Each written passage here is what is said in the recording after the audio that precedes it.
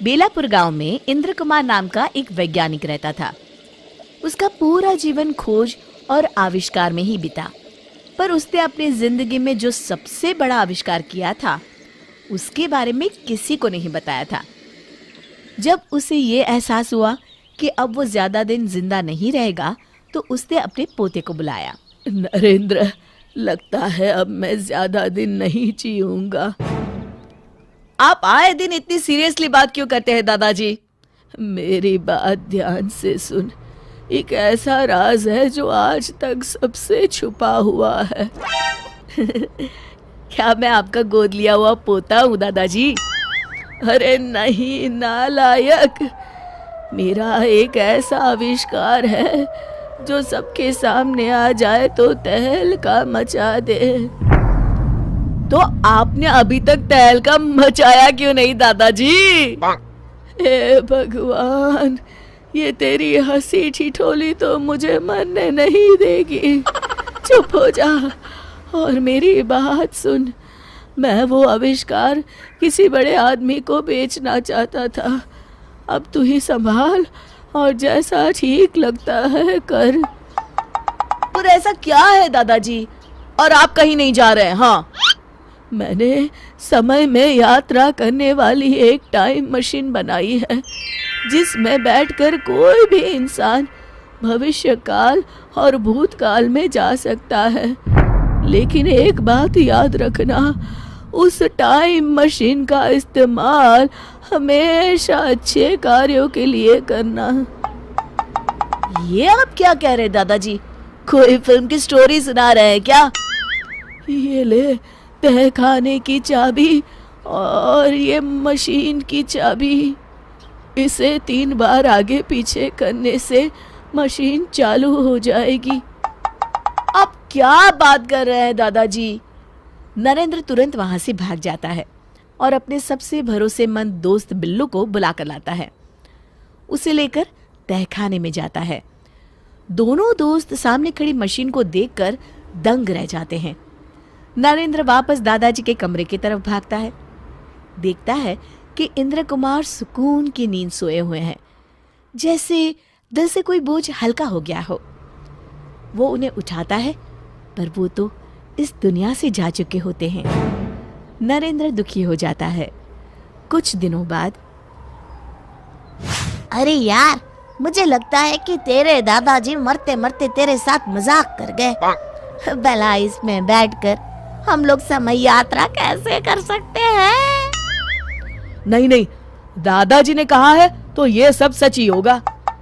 अगर ऐसी बात है तो क्यों ना हम इस मशीन का इस्तेमाल अमीर बनने के लिए करें? पर दादाजी ने कहा था इसका इस्तेमाल अच्छे कामों के लिए ही करना। अरे तो हम कौन सा किसी का बुरा कर रहे हैं? अपनी भलाई करने में क्या बुराई है दोस्त, बताओ तो जरा। बात तो सही है।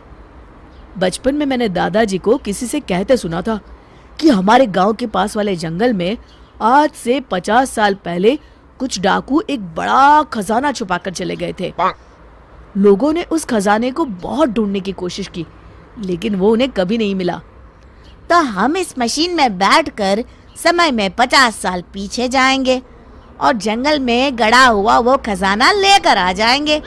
इसके बाद तो जिंदगी भर मौज करेंगे दोस्त। अरे पर कहीं कुछ गड़बड़ हो गई तो? अरे क्या होगा, कोई भूत पकड़ लेगा क्या? बच्चे जैसी बातें छोड़ और चल फटाफट। तो चलो फिर, देर किस बात की? दोनों मशीन में बैठ जाते हैं। नरेंद्र मशीन शुरू कर देता है और देखते ही देखते वो सालों पीछे जाने लगते हैं। लगता है हम दोनों पहुंच गए हैं। अरे ये क्या, सामने से कुछ डाकू आ रहे हैं।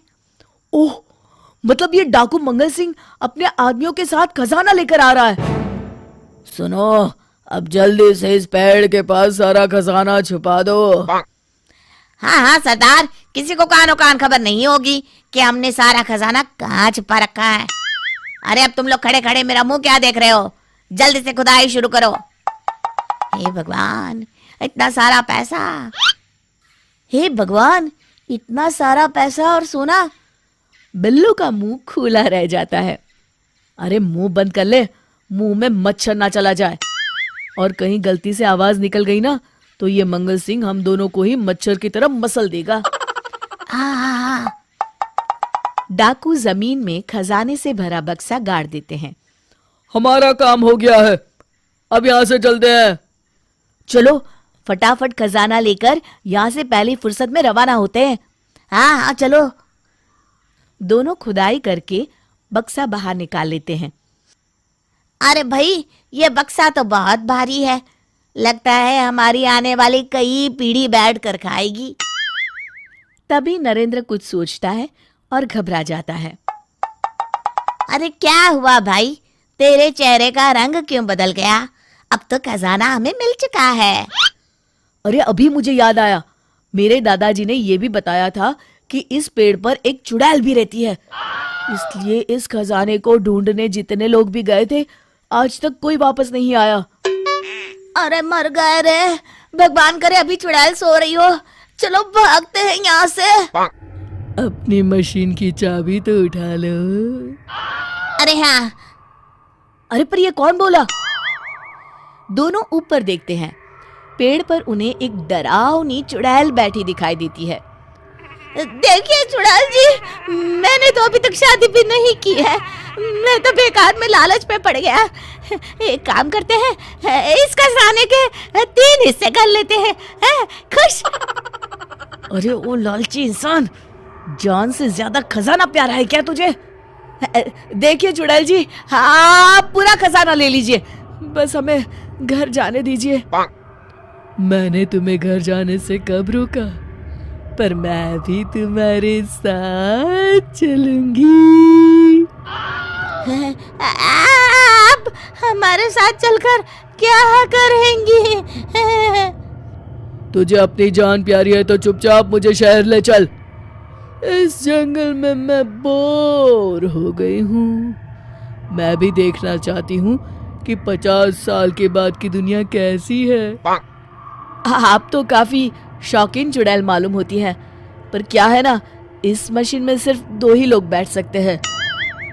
तो तुम मशीन चलाओ, मैं बैठती हूँ और इस बिल्लू को यहीं शेर और भालू के डिनर के लिए छोड़ जाते हैं। मैंने किसी का क्या बिगाड़ा है, थोड़ा एडजस्ट करके तीनों बैठ जाते हैं। आधी रास्ते पहुंचने के बाद मुझे तो बड़ी जोरों की भूख लगी है, किसे मार कर खाऊं? नरेंद्र और बिल्लू पसीना पसीना हो जाते हैं। क्या ये दोनों वापस घर पहुंच पाएंगे या ये चुड़ैल किसी को मार के अपनी भूख मिटाएगी?